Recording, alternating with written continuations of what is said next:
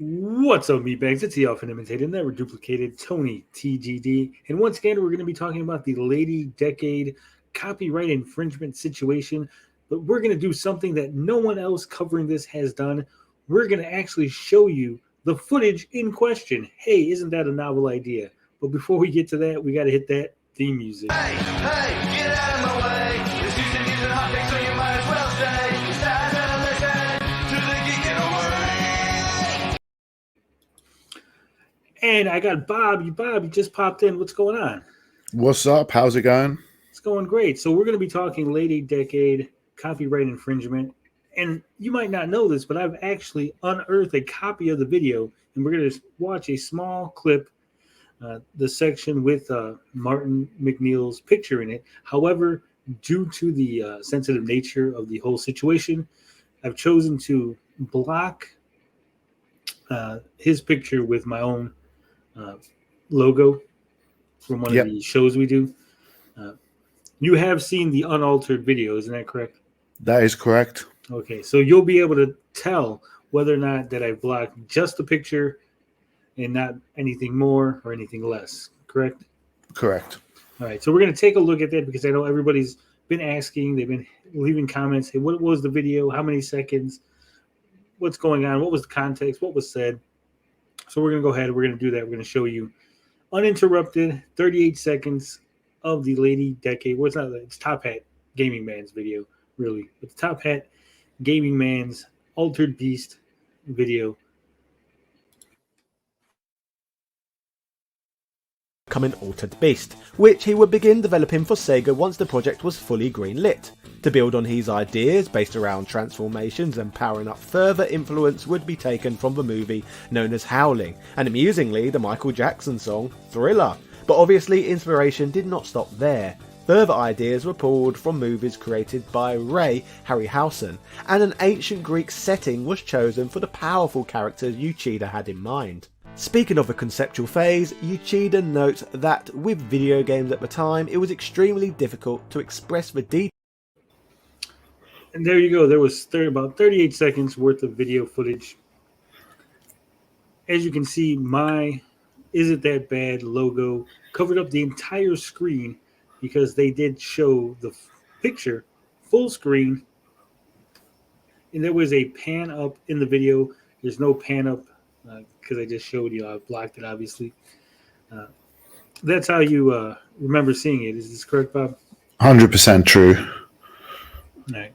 So as you can see in the video, they only mention Ray Harryhausen. They don't actually talk about the picture, the photo in question. They don't mention the photo, any of the details in the photo, not even how he's standing, how he's looking, what the objects that are in front of him, because there are miniatures from Clash of the Titans. So none of that. It's just, it was inspired by the work of Ray Harryhausen footage. Moving on to the next point.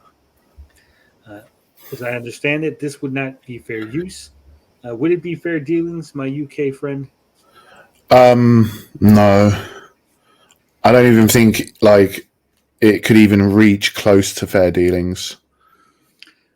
Now, if this was a picture of Clash of the Titans, I could see possibly this being fair use because the exact line is the works of Ray Harryhausen. And a picture from Clash of Titans would be representative of the works of Ray Harryhausen. So at the very least, it would connect to the phrases used. And yes, I am being pedantic because that's what they do in court. They will go down to the minutia. Yeah. Now, as I understand it, under U.S. law, it does not matter how long the photo in question is shown. It does not matter what percentage of the video that photo is shown in. So it doesn't matter if it's 4 minutes out of an hour-long video. It doesn't matter if it's 3 seconds of a 16-minute video, as in this case. What matters is what percentage of the work being violated of copyright is shown. And in this case, they showed 100% of the photo. Yeah, they did. Now, does this work similarly in UK's fair dealings? Pretty much, as far as I'm aware. Like, it depends on how much you use, and generally speaking, you're not supposed to use the whole lot. Only a part of the copyrighted material or work is supposed to be used. Yeah. And when it comes to photos, you're supposed to use a lower resolution photograph in your video, because then again, it is supposed to prevent that being able to take place of the actual photo. Now, there was some argument made by people, well, a video is not going to take the place of a photo. However, I do have to, stress the fact that somebody could be watching their video, take a screenshot of the high resolution picture, and then now they have a complete picture of Martin McNeil's work that they can then pass off as their own or use in, copyright violating ways. That would be probably considered taking a copy of it in fair dealings. Yeah, I just, like I said, because you're not supposed to replace the original work. And this would be, again, the same way that they took the picture off of the New York Times website. There is the possibility that they could take it off of, the Top Hat Gaming Man's video. That's all I'm saying. I'm not saying anybody's going to do that, because obviously everybody here on YouTube follows copyright 100%, and we all are good boys and girls. There was a few other things you wanted to touch upon, Bob, if I remember correctly. Yeah, I think the only real thing I wanted to say is, like, in this context, it's not fair dealings, but like, even then, like, the picture in question isn't in the public, as I've repeated many times, so it couldn't even come close to being covered under fair dealings. Yeah. And again, I can't stress this enough, because the upload was from the UK. They are falling under fair dealings, not fair use. So you have to consider the fair dealings statutes, not the fair use statutes. Anything else, Bob? No, I think that's covered everything we need to say. Yeah. You've seen the video. If you agree, disagree, let me know in the comments. But ultimately, the only one who can make a determination would be the court.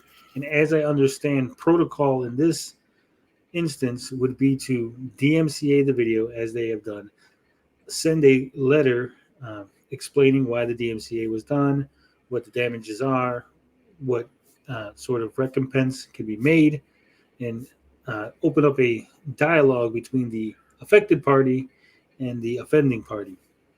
And Yes. I believe Mr. McNeil has done these things despite the offending party trying to play the part of the affected party. We've seen the video, we discussed the video. Formal letters are not an attack. Asking to be compensated for your work is not extortion. It's not blackmail. It's not a threat. These are the legal protocols that fair dealings has the affected party do in order to get the compensation and the copyright protection of their work. Right? You have to Right. understand, when you're in the adult world, you do things the adult way. And the adult way to do things in this situation is exactly how Mr. Martin is proceeding. He's not being overly aggressive. He is not being overly antagonistic. He did exactly what the law said. And as far as I can see, not a step further. Yep, and there's just one last thing I'd like to make clear, that this picture is not in the public. It was not released to the public, and that determination comes from the copyright holder. It's up to the copyright holder to decide whether they want the image in the public, and it comes down to them having to explicitly make it available for others and the general public for this to even be considered to be used under fair dealings. Yeah. When Mr. McNeil made the arrangements with Getty Images, there were certain stipulations put on the picture, how it could be used, how it could be licensed. And one of those things was it was not for free public use, right? Right. For a license. It was a limited license, Actually, it's a royalty-free license. royalty-free license. Thank you for the correction. And whatever other stipulations were on it, whatever price was set, it's not up to me to determine how much he feels his work is valued. It's up to Mr. Martin. And that has to be done within, as if the transaction was done with a willing party, and it has to be a reasonable transaction fee. And the £470 he's charging is a reasonable amount of money according to the value of the photo and the calculations that Martin has done to get to that figure. Yeah. And I will leave off on this. I've heard some people saying, well, he should have just asked them to take the video down. He should have, just accepted a shout out or a little put in the description, this photo courtesy of Martin McNeil.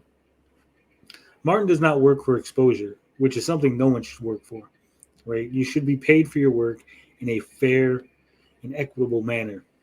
Okay. And also, this is not Full House. This is not a TGFI Friday show, right? Where you get to steal and you go back to the store and you cry and tell them how you wanted that tie for your dad's birthday.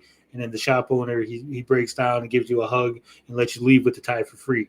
It's not how the real world works. Okay. When you do something, when you violate copyright law, when you steal, when you take things and use them in a manner that you're not legally allowed to do, you have to face the legal consequences.